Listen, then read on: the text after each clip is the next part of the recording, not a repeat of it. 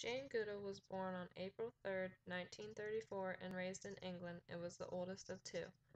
Her father was an engineer, and her mother was a novelist. When she was very young, Jane received a toy chimpanzee, and which she still has today, that was named Jubilee after a famous chimp at the London Zoo. From an early age, she loved to play and take care of the various pets the family had. Though she enjoyed playing with friends, she was happy being alone and entertaining her stuffed animals. Jane also would enjoy climbing trees where she would read books, her favorites being The Story of Dr. Dolittle, The Jungle Book, and the Tarzan series. All these traits would in turn be useful in what would become a major part of her life's work. By the time she was 11, she dreamed of living with animals in Africa. Her mother was always very supportive of Jane and would encourage her by always saying, "You can do whatever you set your mind to." When Goodall was 18, she was finished with secondary school and began working to save enough money to make her first trip to Africa. Since her mother suggested that secretarial skills were needed anywhere in the world, and it would also help her to travel, Jane moved to London to take up a secretary job. At age 22, she was working as an assistant at a London film studio until one day a friend invited Jane to her family's new farm in Kenya. After moving back to Bournemouth and becoming a waitress, by age 23 she had finally saved up enough money to travel by ship to Africa. On April 2, 1957, the Kenya Castle docked in Mombasa. Within a few weeks is when Jane would meet a famed archaeologist and paleontologist by the name of Louis Leakey. He hired her to be his secretary at the National Museum. Because Leakey admired Jane's energy, knowledge, and avid interest in animals, she was asked to accompany Leakey and his wife Mary on various treks and digging up fossils to find where the oldest human remains were found. It wasn't long before Leakey hired Goodall as an assistant and would ask her to undertake a study of a group of wild chimpanzees in Tanzania.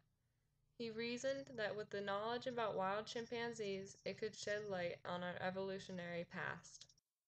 In July 1960, Jane, accompanied by her mother, since British authorities didn't want a young woman living alone in the jungle, stepped onto the beach at Gombe. The first few weeks in Gombe were very slow. The chimpanzees were shy and fled whenever they saw Jane and her mother. One day, however, Jane found a good spot on a high peak where she would watch the chimps through her binoculars. The chimpanzees soon began to accept Jane's presence, allowing Goodall to observe them closely. A male that Jane called David Graybeard was the first to venture into her camp. He would lead Goodall to one of the many fascinating scientific discoveries about chimpanzees that would contribute to the relationship theories between man and chimp. In October of 1960, she watched as Graybeard and another chimp stripped the leaves off twigs and poked the twigs into the holes of a termite nest to fish termites out to eat. Until that time, humans were thought to be the only toolmakers.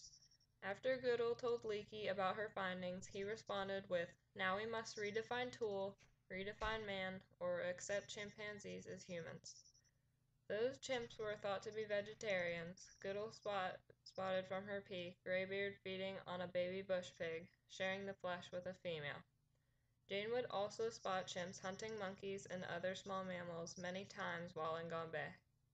She would also go on to discover that chimp life wasn't always so peaceful. Sometimes females would kill other chimps' babies. Also, in 1974, Goodall and her colleagues had discovered the first long-term warfare in non-human primates as one group of chimpanzees ganged up on their neighbors to kill them. Although the chimpanzees can be violent, Goodall has recorded a lot of affectionate relationships among them. They love to offer hugs, kisses, tickles, and pats on the back. During her time in Africa, Jane Goodall published many books. Just to name a few, they are My Life with Chimpanzees, In the Shadow of Man, Brutal Kinship, Through a Window, and Harvest for Hope.